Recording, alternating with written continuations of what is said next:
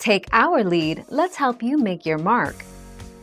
Our goal is your satisfaction. Let us show you the way. Periodical cicadas are associated with deciduous trees and shrubs. Cicadas are mostly beneficial. They prune mature trees, aerate the soil, and once they die, their bodies serve as an important source of nitrogen for growing trees.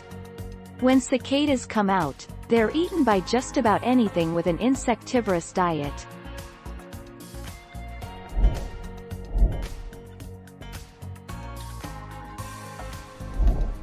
Take our lead.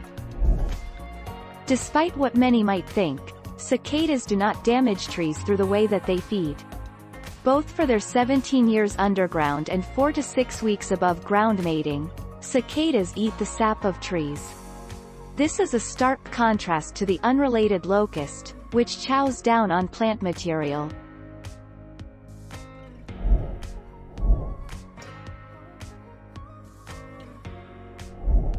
Make your mark, take our lead.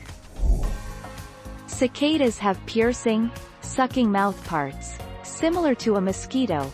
They use to obtain their nourishment from below-ground roots and young twigs. Unlike locusts, cicadas usually do not heavily feed on plant leaves.